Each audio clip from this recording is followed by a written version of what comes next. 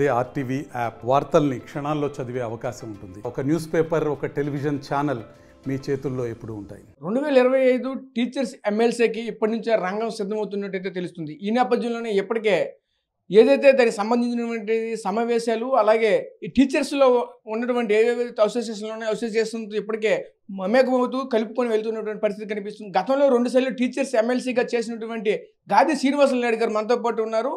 అయితే ఆయన ఈసారి కూడా బరిలోకి అయితే సిద్ధంగా ఉన్నట్టు తెలుస్తుంది. ఈ నేపథ్యంలో మనతో పాటు మాట్లాడడానికి ఉన్నారు. ఆయనతో మాట్లాడి మరిన్ని వివరాలు తెలుసుకునే ప్రయత్నం అయితే చేద్దాం. సార్ చెప్పండి సార్, ఎలా అనిపిస్తుంది ఏంటి? ఇప్పటికే టీచర్స్తో చూసుకుంటే సమావేశాలు అందరితో ఆత్మీయ సమావేశాలు కావచ్చు మమేకం అవుతున్న పరిస్థితి కనిపిస్తుంది. ఏ విధంగా ఎలక్షన్కి సిద్ధపడుతున్నారు? ప్రధానంగా పిఆర్టీయూ ఆర్గనైజేషన్లో నేను జిల్లా, రాష్ట్ర, అదేవిధంగా ఎమ్మెల్సీగా 2 సార్లు పనిచేశాను. ఇప్పుడు పిఆర్టీయూ సంఘ అభ్యర్థిగా నేను బరిలోకి దిగాను. అయితే నాకు ఏపీటీఎఫ్ బాలకృష్ణ గారు గ్రూప్ ఏదైతే 1938 ఉందో వారు కూడా మద్దతు ప్రకటించి రేపు రాబోయే రోజుల్లో కలిసి పనిచేయడానికి ఉపాధ్యాయ సంక్షేమమే లక్ష్యంగా పనిచేయడం కోసం ఈరోజు కార్యక్రమం పెట్టుకోవడం జరిగింది. మరి వారితో పాటు ఆప్టా సంఘం వారు కూడా మరి మాతో చేయి కలిపారు. సో ఇప్పుడు రాబోయే రోజుల్లో ఎలక్షన్స్ ఇంకా మార్చిలో జరగబోతున్నాయి.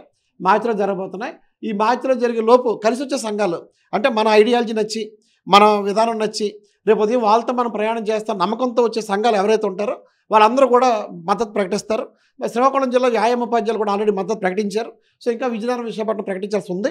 సో అవన్నీ కూడగట్టుకొని అప్పుడు అన్ని సంఘాల అభ్యర్థిగా, ఉమ్మడి అభ్యర్థిగా నేను రాబోయే రోజుల్లో ఎమ్మెల్సీగా గెలుపొందిన తర్వాత ఈ అన్ని సంఘాలు ఉపాధ్యాయుల సమస్యల కోసం పనిచేస్తుంటాయి.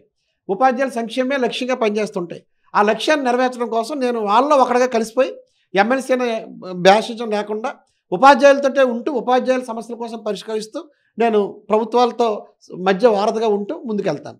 అంటే ప్రధానంగా గతంలో కూడా మీరు 2 సార్లు అయితే ఎమ్మెల్సీగా చేసినటువంటి నేపథ్యం అయితే ఉంది. ఆ టైంలో ఎటువంటి ఇచ్చినటువంటి హామీలు ఏవేమి నెరవేర్చారు? ఇప్పుడు వాళ్ళకి ఇవ్వబోయే హామీలు ఏంటండి? నేను గతంలో 2007లో ఎమ్మెల్సీ అయిన తర్వాత అప్రెంటిస్షిప్ రద్దు చేయాలనే ఒక నినాదంతో ఆ రోజు నేను పోటీకి రావడం జరిగింది. మరి ఆ రోజు 2009లో రాజశేఖర రెడ్డి గారి సహకారంతో 2 నేషనల్ అగ్రిమెంట్లు జీవోని ఆ రోజు తీసుకొని ఇవ్వడం జరిగింది. తర్వాత 2012లో కిరణ్ కుమార్ రెడ్డి గారి సహకారంతో అప్రెంటిస్షిప్ లేకుండా డిఎస్సిని ఇవ్వడం జరిగింది. అలాగే చంద్రబాబు నాయుడు గారి సహకారంతో హామీ పత్ర ఉపాధ్యాయులు 40,000 ఉద్యోగాలు ప్రకటించి 30,000 ఖాళీ ఉన్నాయి, 10,000 ఖాళీలు లేవని చెప్పి ఆయన తిరస్కరిస్తే మళ్ళీ వారికి కూడా మరి మనం అన్నీ కూడా వాళ్ళకి చేయడం జరిగింది. సో ఈ రకంగా ప్రతి సమస్యలు కూడా మనం పరిష్కారం చేయడం కోసం కృషి చేస్తూ హామీ పత్ర ఉపాధ్యాయులకి ఎరియర్స్ కూడా మరి ఇప్పించడం కూడా జరిగింది.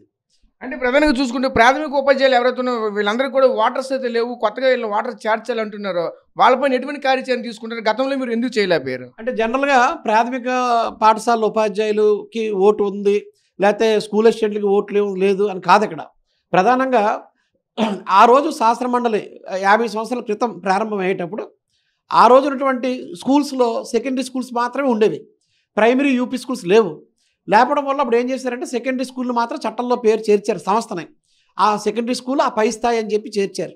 కానీ తర్వాత మార్పుల్లో భాగంగా శాస్త్ర మండలి మళ్ళీ 2007లో పునఃప్రారంభం అయ్యే సమయానికి ఈ సెకండరీ స్కూల్స్ పోయి ప్రైమరీ, యూపీ, సెకండరీలు ఉన్నాయి.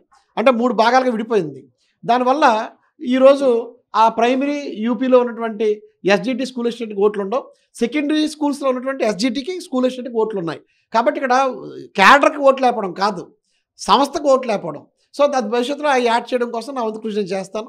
మరి ప్రధానంగా సర్వీస్ రూల్స్ కోసం కూడా ఈ ప్రైమరీ టీచర్స్ ప్రమోషన్స్ ఇవ్వాలని చెప్పి ఢిల్లీ దాకా వెళ్ళి వెంకయ్యనాయుడు గారి సహకారంతో ప్రెసిడెన్షియల్ ఆర్డర్ కూడా తీసుకుని వచ్చి మేము ప్రమోషన్స్కి ఇవ్వగలిగాం. కానీ మళ్ళీ కోర్టు కేసు వల్ల ఆగే. ఇప్పుడు నా లక్ష్యం రేపు రాబోయే రోజుల్లో స్కూల్ అసిస్టెంట్ జేఎల్ కావడానికి నేను పూర్తిగా సన్నద్ధంగా ఉండి ముందుకు తీసుకెళ్తున్నాను.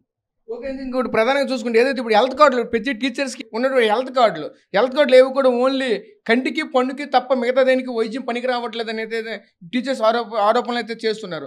దాని పట్ల ఏ విధంగా చర్యలు తీసుకుంటారు ఏంటి? అది హెల్త్ కార్డులకు సంబంధించి గవర్నమెంట్ కొన్ని సదుపాయాలు ఆ హెల్త్ కార్డులో కల్పిస్తుంది. 300 రూపాయలు ప్రతి నెల మా ఉపాధ్యాయులు కడుతున్నారు, దానికి గవర్నమెంట్ కల్పిస్తుంది. కానీ హాస్పిటల్స్కి వెళ్ళేసరికి వారు మీరు బిల్లు కట్టేయండి, బిల్లు పెట్టుకోండి, మరి మీకు ఈ సదుపాయం మా దగ్గర లేదని చెప్పి వాళ్ళు చెప్తూ ఉంటారు. దానివల్ల మా టీచర్స్కి ఒక ఐ ఆపరేషను, డెంటల్కి సంబంధించిన మాత్రమే అందుతున్నాయి తప్ప మిగతావేవి కూడా అందట్లేదు. దానికి నేనేమంటానంటే ఎమ్మెల్సీ అయిన తర్వాత ప్రభుత్వంతో చర్చించి ఇన్సూరెన్స్ కంపెనీతో టైఅప్ చేయించి దేశంలో ఏ హాస్పిటల్కి వెళ్ళంటే ఒక్కొక్క జబ్బుకి ఒక్కొక్క స్పెషలైజేషన్ ఉంటుంది. బెంగళూరు, బాంబే, ఢిల్లీ అలాంటి హాస్పిటల్ స్పెషలైజేషన్ ఉంటాయి.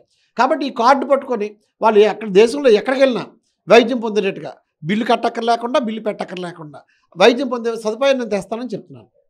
Okay right. చూసాం కదా, ఒకటే చెప్తున్నారు, ఏదైతే ప్రధానంగా చూసుకుంటే టీచర్ సమస్యలు ఏవైతున్న ప్రతిదీ కూడా పరిష్కరించే తీసుకైతే నేను ముందుకు వెళ్తానని చెప్తున్న పరిస్థితి కనిపిస్తుంది. ప్రధానంగా చూసుకుంటే ఏదైతే ఈరోజు స్కూల్ అసిస్టెంట్లకు ఏదైతే టీచర్స్ ఉన్నారో వీళ్ళ నుంచి జేఏలకు కూడా వాళ్ళకి పదోన్నతులు వచ్చే కృషి చేసైతే మాత్రం ఈరోజు ఖచ్చితంగా ఎమ్మెల్సీ అయిన తర్వాత నేనైతే ప్రయత్నం చేస్తానని చెప్తున్న పరిస్థితి కనిపిస్తుంది. ప్రధానంగా చూసుకుంటే ఈరోజు ఉన్నటువంటి హెల్త్ కార్డులు ఏవైతే ఉన్నాయి, ఈ హెల్త్ కార్డులు ప్రతిదీ కూడా కంటికి పన్నుకు మాత్రమే ఈరోజు వైద్యం అయితే జరుగుతుంది. అలా కాకుండా ఈరోజు దేశవ్యాప్తంగా ఉన్నటువంటి ప్రతి మల్టీ హాస్పిటల్లో కూడా ఎక్కడైనా వైద్యం చేసుకునే దిశకైతే నా వంతు నేను కృషి చేసి అయితే మాత్రం ఖచ్చితంగా అందరూ కూడా మంచి చేసే దీంతో నేను ముందుకెళ్తానని అయితే మాతో పాటు చెప్తున్నటువంటి పరిస్థితి కూడా కనిపిస్తుంది. కెమెరా పర్సన్ నాయుడుతో రాజేష్, RTV విజయనగరం నుంచి. మరిన్ని వీడియోస్ కోసం ఛానల్ ని సబ్స్క్రైబ్ చేయండి. లేటెస్ట్ అప్డేట్స్ కోసం వాట్సాప్ ఛానల్ ని ఫాలో అవ్వండి. ఆ లింక్ డిస్క్రిప్షన్ లో ఉంది.